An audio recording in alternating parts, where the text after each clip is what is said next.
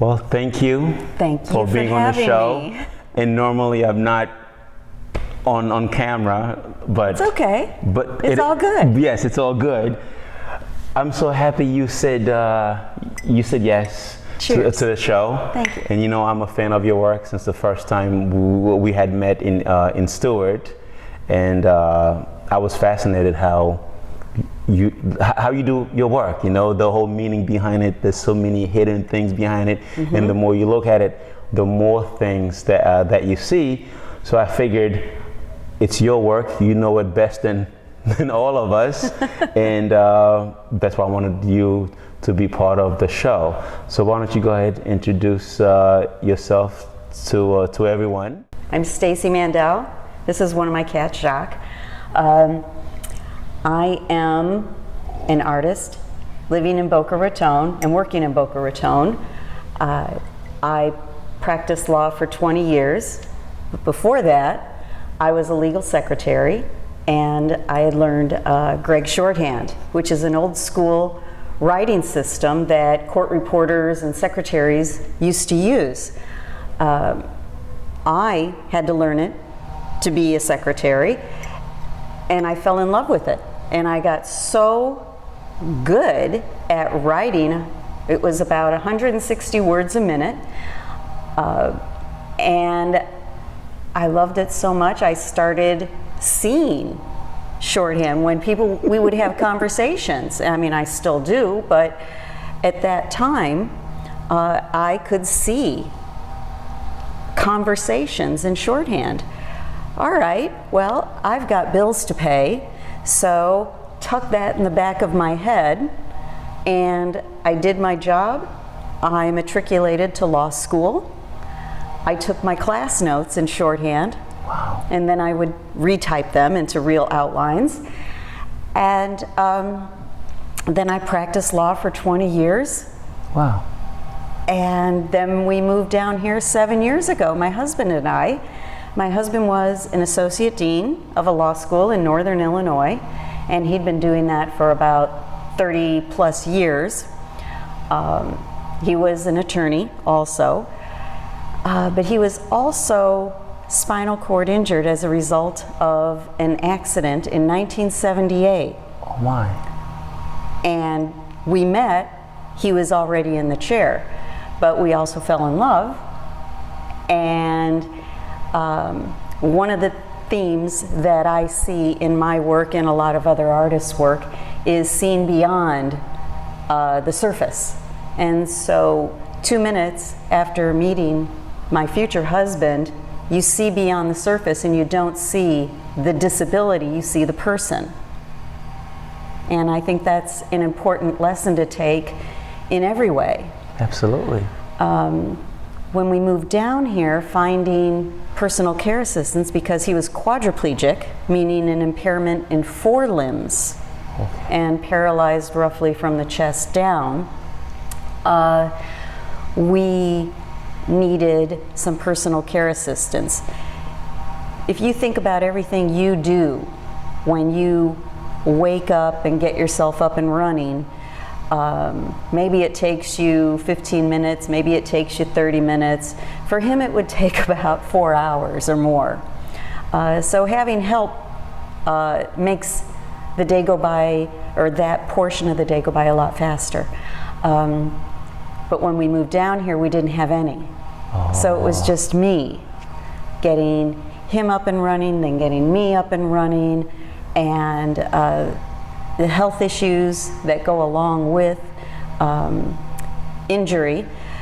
After a year, I needed to get out of the house. And I had this little idea that I had tucked away 30 years ago. Wow. And I just said, honey, I need to get out of the house. I have an idea. I want to take a painting class and figure out how to express, how to create, how to get what's in here out. That's amazing. It's having something inside of you and you don't know what to do with it. And it's not so much that you're frustrated, it's just that you want to let it go. It's a voice. It's a voice. that you want to speak with.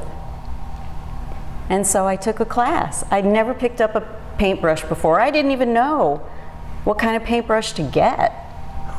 There's so many. Oh my gosh. There's so many, right? Absolutely, absolutely. And I had one. And colors. What colors do you use? I don't know. What medium? What surface? Canvas? Paper? What do you do? It's endless the possibilities that you can use. Right. So I took an abstract art class at the local Boca Museum of Art School. And that was canvas, it was acrylic, and I felt I should take an abstract art class because I wasn't looking to paint people, I wasn't looking to paint landscapes or animals. I was just trying to figure out what this was. And I thought, with abstract, I mean, even if I goofed up, who would know? Absolutely. Since I was there to learn for me. And that's how it started. And people seem to like it, and now it's just been I'm still searching. Absolutely. But now I'm at least feeling a lot freer. Because now you have the foundation, you know what you're doing, for lack of better words, compared to before. You were just getting started. Just getting started. The learning curve. I've never had formal education in the arts. The learning curve. How to go from here to here. And I'm still trying to figure things out.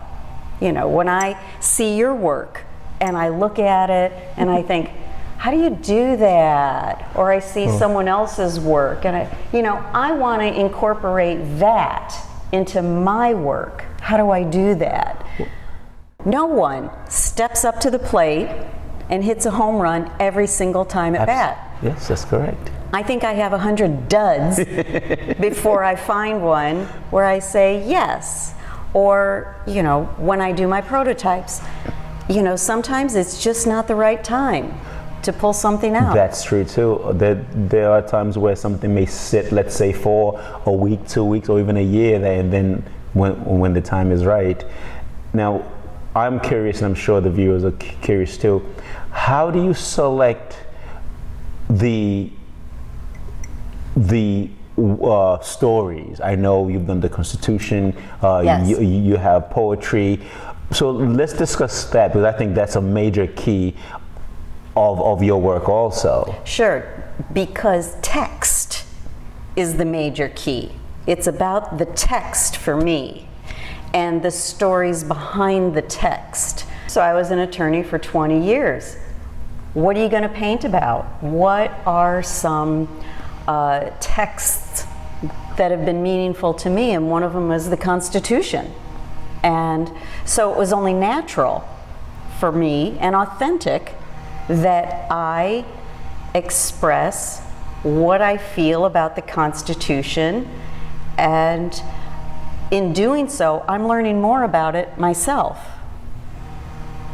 When you see the Constitution of my work, you know it's mine, not just because there's Gregg Shorthand, but I'm also paying respect to that document.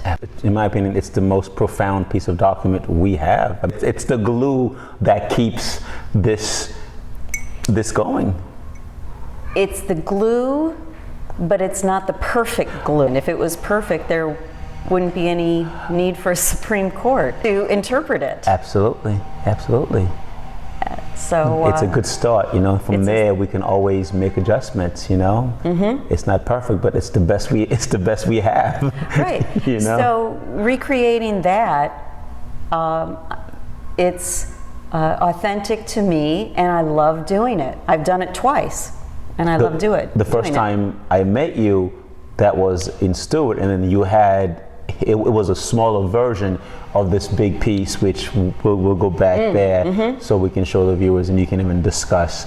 So I know you have a lot of hidden writings inside the writing, which I think that is so awesome. Sure. Piece is a transcription, a complete transcription of former Fed Chairman Alan Greenspan's remarks in 1996, I think, at the American Enterprise Institute, where he talked about the history of the Federal Reserve and banking system. And that is when he said the magic phrase with irrational exuberance in it, that the whole market focused on, and then the markets around the world collapsed in the next week based on this one sentence about irrational exuberance. So this piece is called Irrational Exuberance, and all of the colors used are the colors of currency, of money.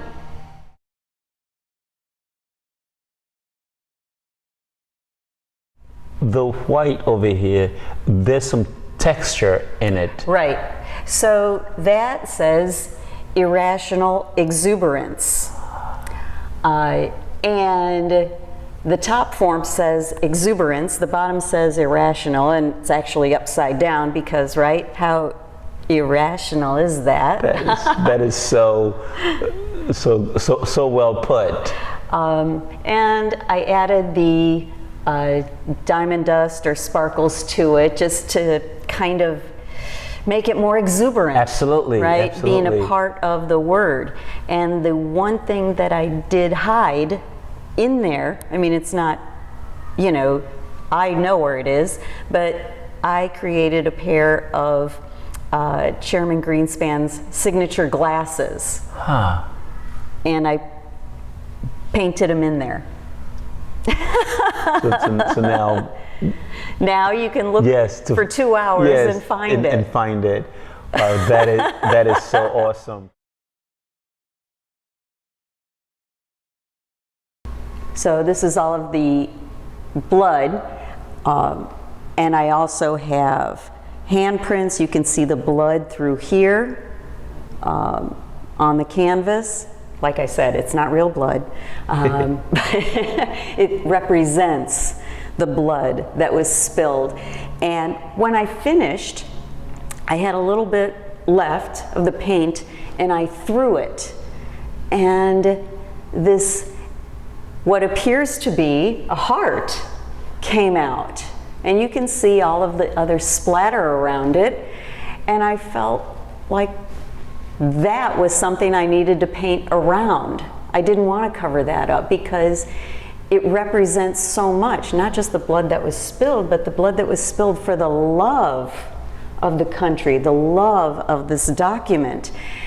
So I wanted to just hold on to that feeling before I started writing. And that was my base, was the blood that was spilled. Because this is a more contemporary piece, I felt a lot freer with the colors that I chose. Colors that no one would think about 200 years ago, like this little lime green color. But I still wanted to keep, like you see this kind of like a orangey beige color. Still, that represents being grounded to the original document when you see that color. The teal color you see isn't the same, was the same color as the others, and that represented fresh air to me. So then I just started writing, layering, using brush strokes, and at the very end I reiterated the preamble, and that is in this orange color. You know, it starts off with "We the people of the United States." Here's United States in order to form a more perfect union, establish justice, you see? It's this type of loose, writing for me. And you can see, you load the paintbrush up, not a lot, but then you really can see the brush strokes. And that's what I like, because when I use the smaller implements, when I use the chip brush afterwards, you get this beautiful texture. And look at that. You can just see the paint, so it just lightly flows over the texture of the smaller writing. Yes. For example, the fine liners. So I can write, because it's what I'm doing, is I'm writing. So I use fine liners so I can write, and you can see the writing itself and the size of the writing. And when I make larger writings, I use the brushes. I alternate between glossy and matte, and that gives it a different effect also. I use watercolor pencils to create my lines, the guidelines that I use for writing, which is wonderful because even they get obscured, so I have to really look hard for the lines, but it's all a part of the piece, according to representatives. And so I can read it. I'm definitely reading it at the time I'm writing it, but when all is said and done, I'm just not sure of anything anymore. But that's okay. I don't mind it. To me, it's action. I'm in the moment, and I'm respecting what I'm doing. Uh-oh. We have a nice job. That was I know. nice job. There we go. Must to be in the mix of things. Here's number 21 years. That talks about the citizens who must be 21 years of age to do something. I'm not sure what now. Yes. So that's pretty much the process of the technique that I do. Different.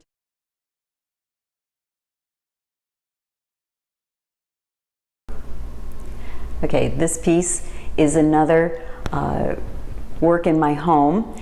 As you can see, it's a legal pad, or a steno pad, not a legal pad, but a steno pad that I painted. I guess that's probably about as figurative as I'm going to get.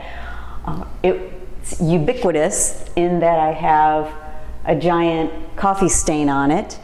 And to me, that represents all of us who use pads as our coffee coasters.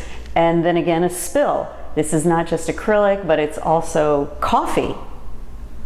So it's acrylic and coffee together.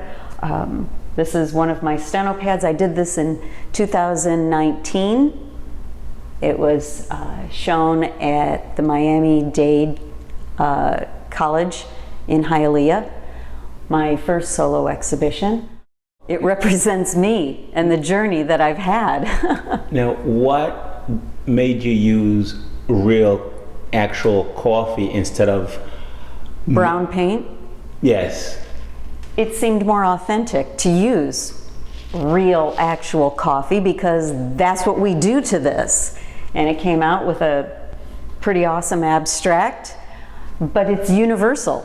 It's what we all have done, is use it as a coaster, and then we have the OMG moment when inevitably we're gonna tip it over and it's gonna spill.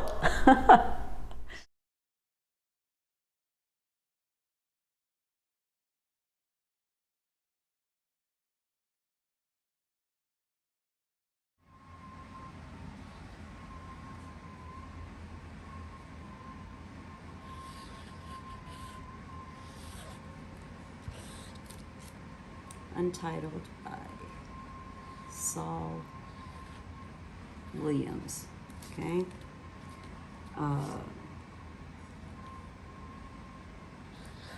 how to tame an ego when it, and then I'll go on to a different color, when it wilds to compare, oh, question mark,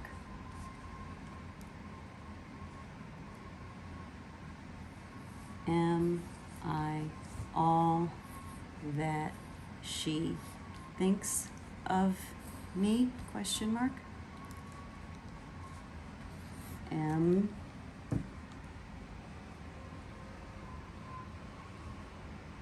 I less than my share? I share fears, period.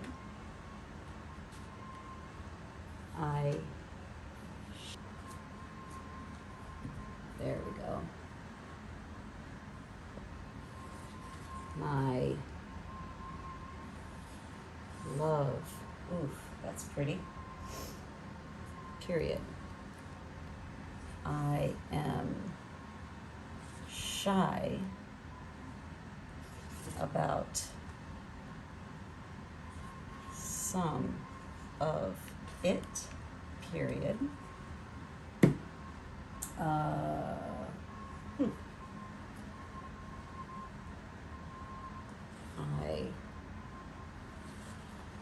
ball, let's see, how about this color? Oops. Fits beneath gloves. I am hidden in open space. I am kind by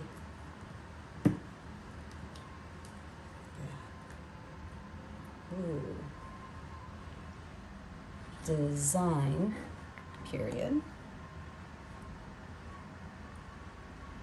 I am kindling in burning flames. Untitled.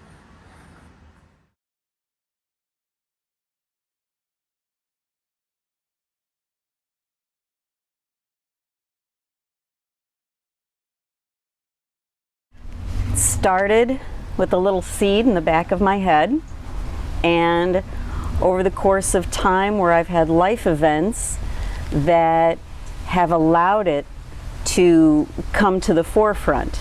So the seed was planted 30 some odd years ago. What do I want to say? It's a phrase from a book on grieving, that the seed has to break apart in order to grow. And one of the things that I've done is I've broken apart with the passing of my husband. And art has helped the passage of time to help me grow into a new and different kind of artist, and it also helps me be the artist and person I want to be while honoring our marriage also. I started out just trying to get out of the house. I started out with a desire to find out how I can express myself or what was in my head. I thought I would just put something on my dining room wall and call it a day.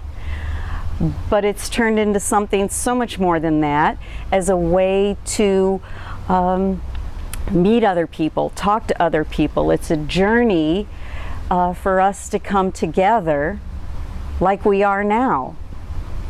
and it's just been amazing. It's a journey of education for me.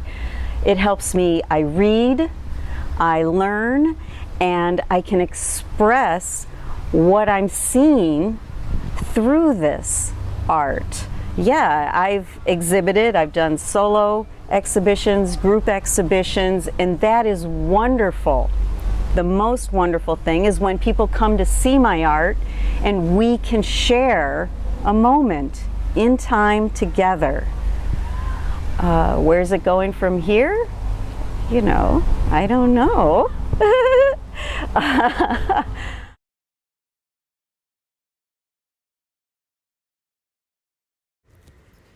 What does art mean to me?